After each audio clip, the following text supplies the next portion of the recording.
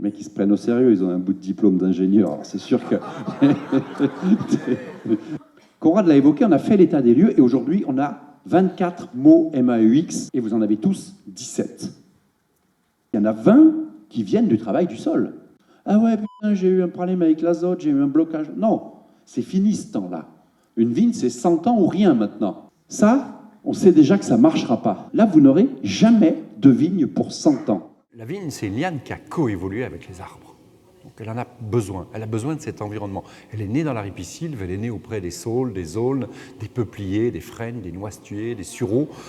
Mettre des arbres partout, ce n'est pas le sujet, c'est mettre des arbres au bon endroit pour protéger, amortir, microclimatiser, amener de la biodiversité, entretenir la vie. C'est ça l'agroforesterie. C'est un arbre taillé, géré au bon moment. Le pilier de l'agroforesterie, c'est la haie brise-vent, la haie qui connecte, la haie qui attire, la trame verte, la trame bleue quand elle est sur le fossé. Mais l'agroforesterie, c'est aussi le bouquet, le bosquet, l'alignement, le pêcher au milieu de la vigne qui, lui aussi, alimente la vigne, le connecte à sa rhizosphère, produit des fruits éventuellement, produit un microclimat favorable. La vigne ne peut pas se passer des oiseaux. Elle fructifie pour les oiseaux. Donc, autant les faire venir parce qu'il y a des vers de grappe, parce qu'il y a un certain nombre de ravageurs et de parasites. Elle a du mal à se passer de chauve-souris, donc l'agroforesterie, c'est aussi l'arbre tétard, la trogne, qui va l'héberger, cette chauve-souris, qui va héberger le lierre aussi, qui va nourrir la même chauve-souris.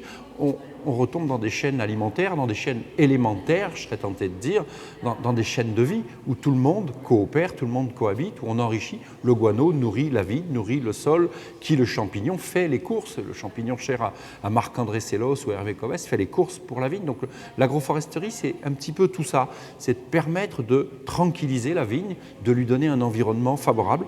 Elle n'aime pas avoir les pieds dans l'eau qui stagne, elle n'aime pas le vent, elle n'aime pas le soleil toute l'année, très forte, etc. Si je ne taille pas l'arbre, la vigne, elle fructifie de la quantité de lumière qui tombe l'année précédente sur le bourgeon.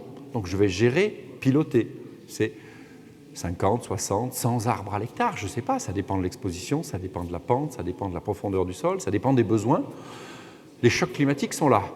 Il fait très chaud, il fait très froid, on a beaucoup de pluie, on a beaucoup de vent, on a du gel.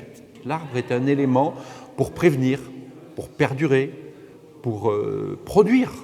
L'agroforesterie, c'est aussi le sujet de société qui nous préoccupe. Si je bois un canon sur sol vivant de l'agroécologie, je sauve le vigneron. Si je bois 2 canons sur sol vivant, ben je sauve le vigneron et l'écosystème sol. C'est-à-dire que dans cette formule d'agroécologie, dont l'agroforesterie est une pièce importante, dans cette formulation-là d'agroécologie, en buvant du vin, je produis de la biodiversité, je produis de l'eau de qualité, je produis des microclimats, je produis des paysages, je crois que je produis de l'optimisme, et on le voit dans cette salle aujourd'hui, de l'optimisme chez les vignerons, je crée de l'emploi, je stocke durablement du carbone. Donc tous les grands cycles, tous les grands mots MAEX sont traduits par le vigneron qui attire, fait vivre tous ces éléments, tous ces grands cycles. On pourrait parler de l'azote et du phosphore, mais restons sur eau, sol, climat, biodiversité, productivité. Je regagne en productivité, j'amortis ces chocs climatiques. Donc, voyons l'arbre comme un outil de production qui, avec rien, un peu d'eau et un peu de CO2, fait beaucoup. Parce qu'en le taillant, je pose la branche au sol, je crée une litière forestière qui protège à nouveau le sol,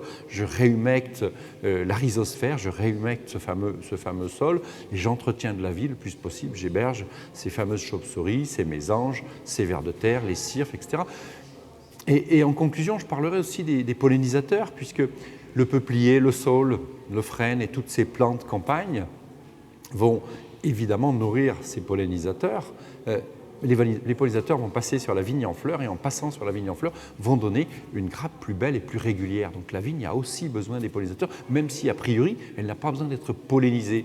Et c'est un vrai sujet de société, c'est-à-dire que dans ma vigne, j'ai des ruches, j'ai des pollinisateurs sauvages, enfin j'ai une biodiversité incroyable. Donc, en conclusion, le paysan, le producteur et le vigneron en particulier est vraiment un propulseur, est vraiment un créateur de cette biodiversité qui ne se protège pas, qui se détruit ou se produit. Et là, du coup, on en produit beaucoup. Et du coup, la biodiversité, l'environnement n'est plus un problème. La biodiversité, c'est le moteur de la productivité.